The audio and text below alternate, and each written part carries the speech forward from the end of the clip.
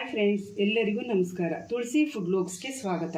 ಇವತ್ತಿನ ವಿಡಿಯೋನಲ್ಲಿ soya vegetable biryani ಹೇಗೆ ಮಾಡೋದು ಅಂತ ತೋರಿಸ್ಕೊಡ್ತೀನಿ, ಬನ್ನಿ. ಕುಕ್ಕರ್ ತಗೊಂಡಿದ್ದೀನಿ, ಅದಕ್ಕೆ ಎಣ್ಣೆ ಹಾಕ್ಕೊತಾ ಇದ್ದೀನಿ.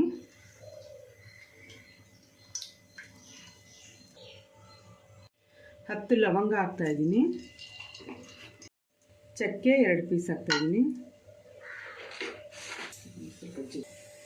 ಏಲಕ್ಕಿ 4 ಹಾಕ್ತಾ ಇದ್ದೀನಿ, ಈರುಳ್ಳಿ 3 ಹಾಕ್ತಾ ಇದ್ದೀನಿ. ಇದನ್ನು ಸ್ವಲ್ಪ ಕೆಂಪಗಾಗೋವರೆಗೂ ಫ್ರೈ ಮಾಡ್ಕೋಬೇಕು. ಈರುಳ್ಳಿ ರೋಸ್ಟ್ ಆಗಿದೆ. ಈಗ ಶುಂಠಿ ಬೆಳ್ಳುಳ್ಳಿ ಪೇಸ್ಟು 2 ಸ್ಪೂನ್ ಹಾಕ್ತಾ ಇದ್ದೀನಿ.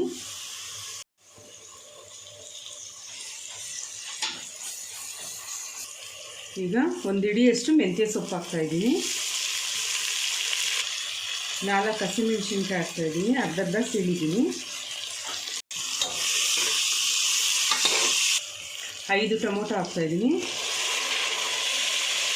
ಇದು ಸ್ವಲ್ಪ ಮೆತ್ತಗಾಗೋವರೆಗೂ ಫ್ರೈ ಮಾಡ್ಕೋಬೇಕು.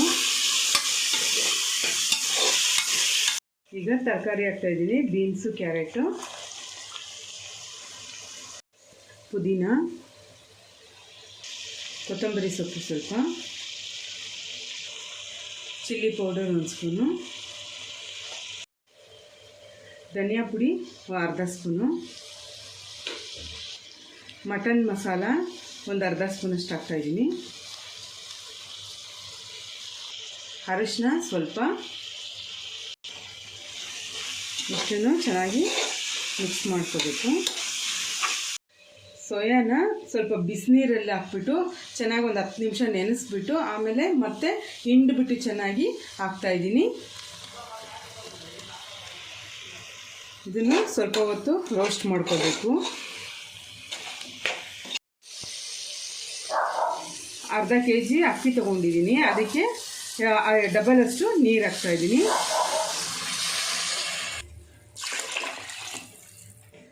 ರುಚಿಗೆ ತಕ್ಕಷ್ಟು ಉಪ್ಪು ಹಾಕ್ತಾ ಇದ್ದೀನಿ, ಅರ್ಧ ಹೋಳು ನಿಂಬೆಹಣ್ಣು ಹಾಕ್ತಾ ಇದ್ದೀನಿ.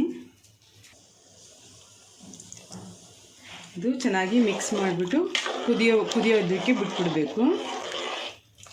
ಈಗ ನೀರು ಕುದೀತಾ ಇದೆ, ಅಕ್ಕಿ ಹಾಕ್ತಾ ಇದ್ದೀನಿ. ಈಗ ಒಂದ್ಸರಿ ಮಿಕ್ಸ್ ಮಾಡ್ಕೊಂಡ್ಬಿಡ್ಬೇಕು.